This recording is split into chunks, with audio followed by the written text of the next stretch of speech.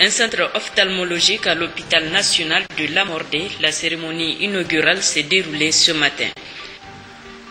Mise en œuvre de la décision du gouvernement interdisant les lotissements privés, le ministre de l'Urbanisme a tenu un point de presse cet après-midi pour apporter les éclairages nécessaires. Premier vol des pèlerins pour le Hajj 2014 est prévu pour demain 12 septembre 2014. Le COHO assure que tout a été mis en œuvre pour l'atterrissage des pèlerins à Médine dans le délai imparti. Monsieur, mesdames, bonsoir. Tout d'abord, la météo. Il est prévu en cours de nuit des activités pluvio-orageuses faibles à localement modérées sur le sud des régions de Maradi, Tawa, le Dendi et sur le nord-ouest Tillabéri. Présentation Ousmane Bawa. Chers téléspectateurs, bonsoir.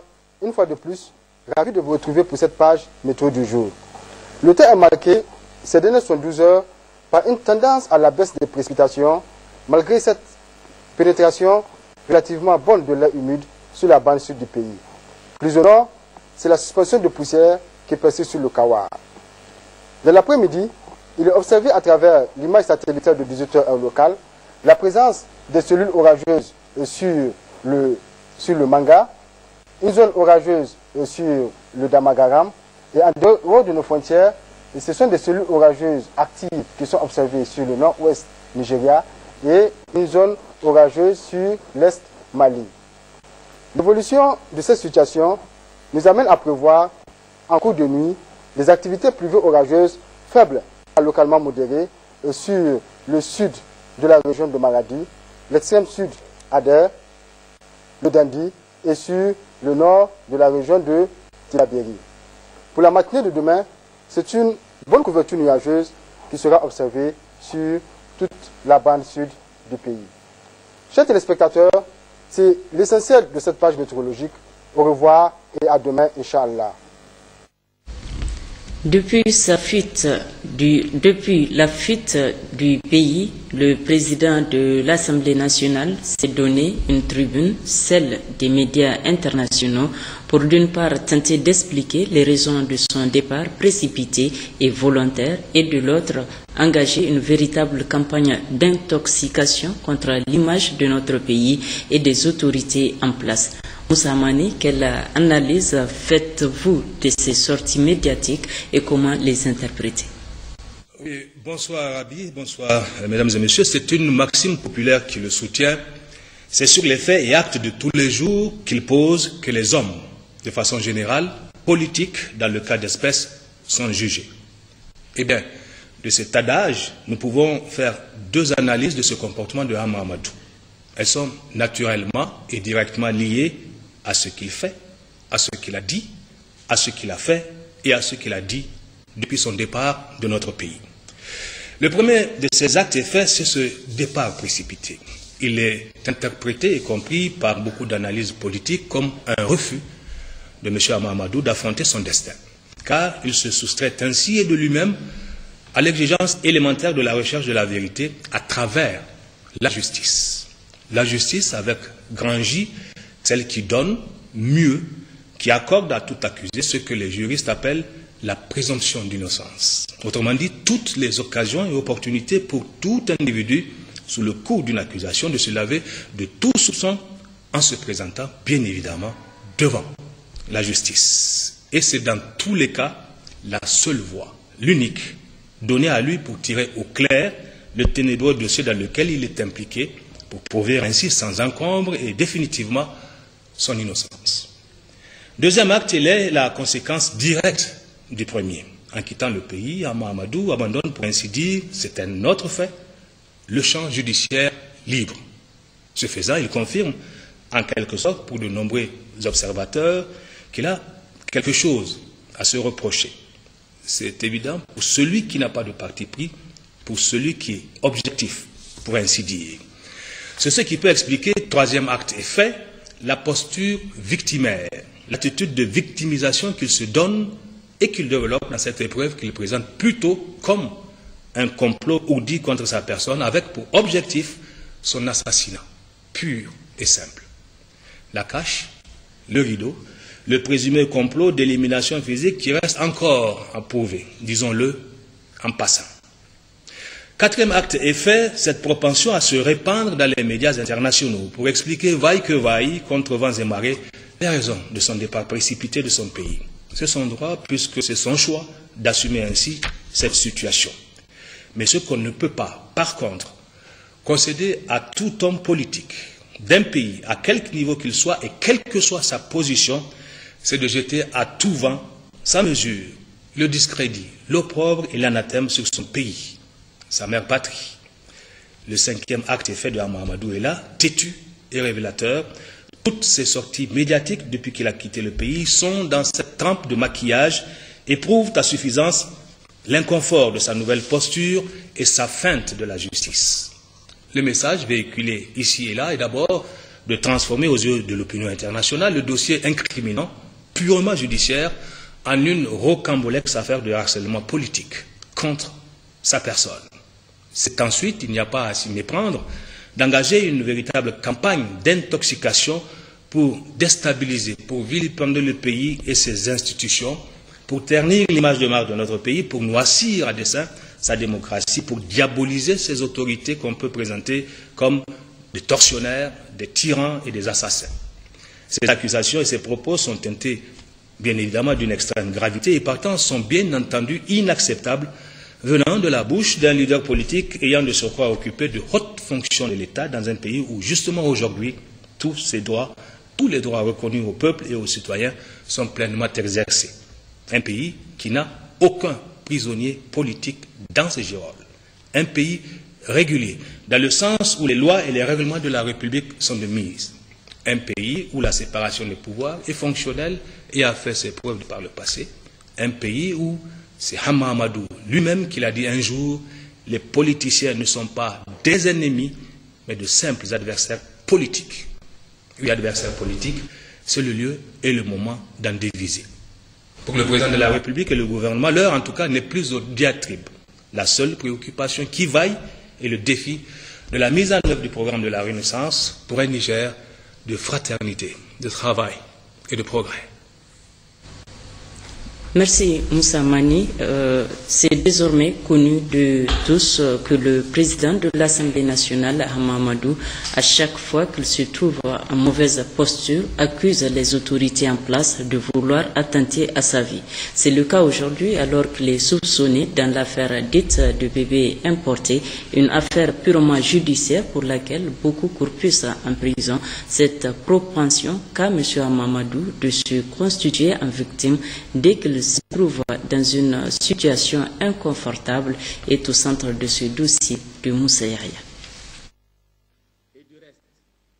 Les hommes politiques, quels que soient leurs horizons ou leurs bords, ont, comme certains le soutiennent, leur face cachée. Celle-ci, le plus souvent, est l'expression enfouie dans leur comportement de tous les jours, de leurs passions, de leurs craintes, de leurs peurs ou carrément de leurs défauts ou qualités. Il suffit tout simplement de jeter un regard rétrospectif dans leur parcours politique, leurs déclarations, leurs analyses circonstanciées ou événementielles pour déceler cet aspect ombrageux de leur personnage ou, si vous voulez, de leur personnalité. Le cas qui nous intéresse aujourd'hui est celui de M. Hama Amadou, ancien directeur de cabinet de Kounché, ancien ministre de Ali Saïbou, ancien premier ministre de Tanja Mamadou et présentement président de l'Assemblée nationale. Pourquoi cet intérêt? Parce que tout simplement, le parcours politique de l'intéressé est un exemple patent, à tout le moins assez illustratif. En ce qu'il a de particulier bâti sur un régime d'exception, un autre de transition puis d'opposition et celui enfin de la démocratie. De toute la traversée de ces différents régimes ou courants politiques par Hama Amadou, on retiendra une chose, une tendance effrénée chez lui à la victimisation. Cette tendance à se faire passer toujours et en toutes circonstances, quelles que soient par ailleurs les raisons ou les causes de ces déboires, comme la cible toute désignée de manigances ou de manœuvres dilatoires supposées de ses adversaires politiques, au point d'en vouloir à sa vie. Dès que Hama se trouve politiquement dans une situation inconfortable ou préoccupante, c'est le même refrain qui revient. Le cas le plus récent fait suite à sa fuite à l'extérieur du pays. Hama Amadou persiste et signe dans le sens de sa victimisation dans une interview accordée à Jeune Afrique et relayée par RFI. C'est le gouvernement qui a enjoint au procureur de la République de procéder à mon arrestation. La finalité, je la connais. Il s'agit de m'emprisonner quelques jours afin de m'empoisonner. J'en suis convaincu, sinon je n'aurais pas quitté le pays. Et je ne dis pas ça à la légère. Je le tiens de sources bien informées. Ils auraient fait venir un poison de Libye dont les effets ne seraient intervenus que quelques jours après son ingestion. Cette récente déclaration intervient après tant d'autres qui vont dans le même sens. C'est le cas lors de la relève de sa garde rapprochée. Il convoque une conférence de presse et tient le langage clair de celui que le pouvoir se prépare à éliminer physiquement. J'ai constaté parmi ceux qui m'ont été envoyés que certains ont des liens très particuliers avec des gens qui veulent ma mort, des gens qui ne me veulent pas du bien du tout, et des gens qui ont été formés spécialement pour des opérations commando et inévitablement peut-être aussi pour des actions visibles. Je le dis pourquoi. Il vous souviendra que dans la nuit du 17 au 18 février 2014, mon domicile a fait l'objet d'un tir qui a visé mon domicile et ma famille. À l'époque, les autorités ont fait croire que c'est une affaire montée dans la maison elle-même. Et ils ont voulu soutenir cette thèse quelques jours plus tard avec une affaire malencontreuse dans laquelle un de mes agents de sécurité était impliqué, l'affaire de Suleiman, le brigadier chef Suleiman, qui a eu rix dans un bar avec des gens et qui, pour se débarrasser de ceci, a tiré un coup en l'air. Les mêmes propos, la même analyse, la même appréhension, pour ne pas dire supputation, qui découlent de cette face cachée, reviendront comme une litanie soutenir les réflexions de Hama Amadou à propos du tir sur son domicile, s'il vous plaît, en son absence. Un sujet qui a fait couler beaucoup d'encre et de salive.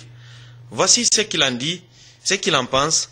Encore une machination pour l'anéantir alors même qu'il était absent. Que dans la nuit du 16 au 17 février 2014, aux environs de minuit, la famille du président de l'Assemblée nationale que je suis, à son domicile, a échappé de peu au tir combinatoire d'un individu non encore identifié. Le motif de cette attaque est présentement l'objet de controverses, parce que d'aucuns tentent de semer délibérément la confusion dans les esprits. Les raisons d'un tel acte, je l'espère, seront dévoilées par l'enquête judiciaire en cours. Nous espérons donc que celle-ci sera objective, impartiale et équitable, et que ceux qui la mènent veilleront, dans le respect de la morale humaine et la peur de Dieu, à ne suivre que le chemin de la vérité et de la rigueur professionnelle, sans succomber à la manipulation de quelqu'un. Cette thèse, fortement soutenue par Hama, a été balayée par le ministre de l'Intérieur qui en arrive à la conclusion qu'il s'agissait de montages grotesques. Premièrement, qu'il n'y a pas eu d'attentat à la vie de la personne de M. Hama Amadou. Mais la raison est simple, c'est qu'il n'était même pas là. Je crois que tout le monde a vu. Il a voyagé. Il n'était pas sur le territoire nigérien. Il faut bien être là pour qu'il y ait une tentative d'assassinat sur votre personne. Ça, c'est le premièrement. Donc, son départ a été filmé et heureusement, tout le monde a vu. Même si nous, on est des amateurs, on regarde quand même la télévision et on a vu M. Hama Amadou partir, comme l'ensemble des Nigériens. Donc, par conséquent, nous ne pouvions pas tenter de l'assassiner pendant qu'il était absent, sauf si on l'a fait en territoire étranger. Deuxièmement, je peux aussi affirmer, au stade actuel de l'enquête, qu'il n'y a pas eu d'attaque sur son domicile. Et je peux aussi affirmer que tout laisse croire qu'il s'agit d'un montage grossier et grotesque qu'il avait par ailleurs lui-même annoncé lors d'un meeting avant son départ la veille. Le montage est grossier et grotesque, on peut déjà l'affirmer. Mais l'enquête continue. Elle continue au Niger et elle continue à l'étranger. Nous allons envoyer certaines pièces à l'étranger pour l'évolution de l'enquête. Au moment opportun, quand tous les éléments seront rassemblés, les services compétents vont éclairer l'opinion sur ce qui s'est exactement passé et totalement. Mais ce que je viens de dire, c'est déjà des premières conclusions de l'enquête à son état actuel. Un, il n'a pas fait l'objet d'une tentative d'assassinat, ça c'est évident, alors qu'il parle d'assassinat et de nouvelles mœurs politiques. Deuxièmement, son domicile n'a pas fait l'objet d'une attaque. Nous répondrons, les services compétents répondront en temps opportun sur l'évolution de l'enquête. Cela est un montage grossier et grotesque. Ajoutez à cette affaire de tir celle dite de l'empoisonnement. Hama Amadou s'est dit en possession de preuves matérielles de la énième tentative du pouvoir en place pour l'éliminer. Hama Amadou prétend dans une interview accordée au journal Le Courrier que des individus présentés comme enquêteurs auraient reçu la somme de 40 millions de francs CFA pour l'empoisonner. Et bis repetita avec l'affaire dite des bébés importés, c'est une affaire politique, dira Hama Amadou. L'objectif avec l'incarcération de son épouse est de le remettre dans le collimateur pour l'atteindre. Malgré tous les blocages que ça a entraîné au niveau de la... On insiste encore et on pose les mêmes actes. Maintenant, on arrête la femme du président de l'Assemblée nationale. On l'accuse d'avoir acheté des enfants au Nigeria sans qu'on nous ait jamais présenté les reçus. Nous sommes tout à fait informés de toutes les pressions qui sont exercées sur le juge pour demander à arrêter le président de l'Assemblée nationale. Mais le juge a un esprit indépendant, Dieu merci. Il essaie de faire le travail avec l'objectivité qui convient. Cette tendance fâcheuse et permanente à la victimisation ne date pas d'aujourd'hui, il faut le souligner pour mieux l'apprécier.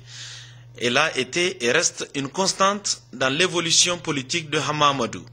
La fouille de nos souvenirs nous amène à ce double récent accident politique de Hama Amadou, sa destitution de son poste de Premier ministre et son incarcération à la prison de haute sécurité de Koutoukale. Après avoir échappé à sa geôle et à ses geôliers, Hama Amadou ne passera pas par 4 chemins pour encore une fois crier à la malheureuse victime. Tanja veut me tuer. Tanja ne veut pas m'arrêter. Tanja cherche un moyen pour me mettre la main dessus, pour me tuer.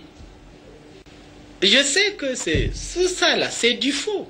Mais on va dire c'est du faux et ils vont venir pour montrer qu'ils sont courageux. Je suis audacieux, mais pas téméraire. Je sais à qui j'ai affaire. Je ne vais pas aller me lancer dans un piège aussi élémentaire. Quand il a fallu aller au Niger, j'ai été au Niger. Personne ne peut m'accuser d'être un peureux. Lui-même, Tanja, ne peut pas m'accuser d'être un peureux. Parce qu'il sait les moments les plus difficiles que nous avons. Il ne m'a jamais vu trembler. Il le sait.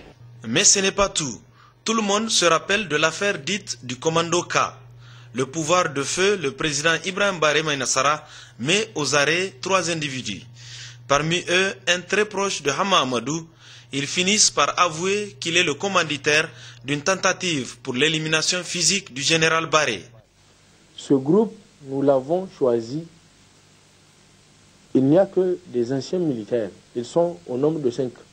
Lorsqu'Ali j'avais demandé à Ali, de combien de gars avez-vous besoin? 10, 20, 30, 100, combien? Ali dit non. Qu'est-ce que vous voulez? Avec 5, ça me suffit moi. Je peux tout faire. J'ai posé la question à Ali de savoir qu'est-ce qu'il lui faut exactement par rapport à ça. On a pris directement la direction, on était parti, on s'est pointé et vers, comment dirais-je, le Samaria Bokoki. Derrière le Samaria Bokoki, on s'est arrêté. Monsieur Koné a dit relever les vitres. avant qu'on en commence d'en parler. On a relevé les vitres, on a causé, voilà. C'est une affaire de kamikaze qu'on me réfère, mais pour le moment, il va nous dire qui en a besoin de cette kamikaze, puisque réellement il a eu confiance en nous, mais à part nous, les trois, que personne ne devra connaître ce boss. On a pris connaître directement, on l'avait amené à Séléguémi, vers 10h moins. À l'école Séléguémi, j'étais monté sur l'étage, j'ai vu le bureau de Koné. Il dit bon, on va passer, et Antora a dit il passera nous prendre à 13h pour qu'on va chez Hama. Après la réunion en question tenue à Bokoki là, M. Ali, M. Koné et moi-même sont allés chez M. Amma Amadou, dont je lui ai présenté ces deux derniers pour qu'ils sachent que c'est mes gars que moi j'ai choisi parmi les anciens militaires. Donc, lorsqu'on a été là-bas, Monsieur Hama, j'ai présenté les deux gars à Hama. Monsieur Ali disait à Hama, qu'est-ce que vous voulez exactement? Voulez-vous que je descende le général ou bien qu'est-ce que vous voulez? Si c'est comme ça, moi je suis prêt, je peux tout faire. Et dans la proposition faite par M. Ali, il devrait se trouver au Burkina Faso quelque part, dont je ne connais pas exactement le lieu, je ne connais pas la ville, pour se former là-bas. Ils ont fait des propositions dans lesquelles ils avaient demandé des 4x4, des fusils, des grenades. Des preuves matérielles et des précisions sur l'opération seront même médiatisées. Hamamadou sort de l'ombre, crie à l'innocence. Mieux, il avoue de son côté l'intention manifeste du pouvoir en place de vouloir sa liquidation. Finalement, le constat de cette tendance de Hama à vouloir de tout temps et en tout lieu se faire passer pour une victime ne date pas seulement d'aujourd'hui. C'est une habitude qui traduit une obsession à faire croire à l'opinion qu'il est toujours, permanemment et partout l'homme qui dérange et donc la proie à abattre. L'agenda présidentiel à présent à Dubaï, aux Émirats arabes unis, où il a séjourné du 7 au 10 septembre. Le président de la République, Issoufou Mahamadou, a accordé une série d'audiences. Le chef de l'État a notamment reçu M. Haroun Pancharia, président de Global Finance and Capital Limited, cabinet co-organisateur de la conférence internationale des investisseurs de l'UMOA tenue le 9 septembre à Dubaï. Le président de la République, chef de l'État, a reçu en audience cet après-midi la délégation de 6 Nigériens ayant pris part du 13 juillet au 31 août 2014 à Washington, aux États-Unis, au programme d'échange entre le président Barack Obama et les jeunes leaders africains. Le porte-parole de la délégation nigérienne à Washington, Ayouba Abdou Sani, à leur sortie d'audience. Nous sommes les participants du Washington Fellowship pour les jeunes leaders africains, dénommé Mandela Washington Fellowship, qui est un programme du président Barack Obama. Okay. Donc nous avons pris part à cette rencontre pendant 6 semaines aux États-Unis. Nous sommes venus aujourd'hui rencontrer le président de la République pour lui présenter un peu ce qui s'est passé et les résultats de notre participation à cette rencontre. Donc il s'est agi aussi pour notre audience de faire le plaidoyer pour la participation des jeunes, pour l'implication des jeunes au processus de développement et aussi un peu parler de notre expérience durant les 6 semaines aux États-Unis et aussi parler un peu de nos perspectives et de la manière dont le président de la République soutenir et aussi encourager la participation des jeunes au processus du développement. Nous avons pris part, comme je l'ai dit, à une rencontre aux États-Unis au cours de laquelle nous avons rencontré le président américain, sa femme, ainsi que des sommeliers des États-Unis. Donc nous pensons que c'est des initiatives intéressantes qu'il faudrait vulgariser au niveau africain aussi, donner la parole à la jeunesse nigérienne pour qu'elle puisse s'exprimer et l'aider à participer au développement du pays. Donc nous sommes, comme je l'ai dit, c'est un programme programme du président américain qui concerne 3 volets. Le volet civique leadership qui concerne les jeunes qui font du leadership, qui sont leaders au sein des structures de la société civile. Le volet business entrepreneuriat et le volet public management, c'est-à-dire les jeunes qui sont actifs au niveau de l'administration publique. Donc c'est ces 3 catégories de jeunes qui ont pris part à cette rencontre aux États-Unis qui a réuni 500 jeunes et de 49 pays. Donc il faut noter que c'est un programme d'excellence et qui a été, dont les participants ont été sélectionnés sur la base du critère d'excellence, puisqu'il y avait plus de 50 000 jeunes africains qui ont appliqué et 500 ont pris part à cette rencontre, dont 6 du Niger.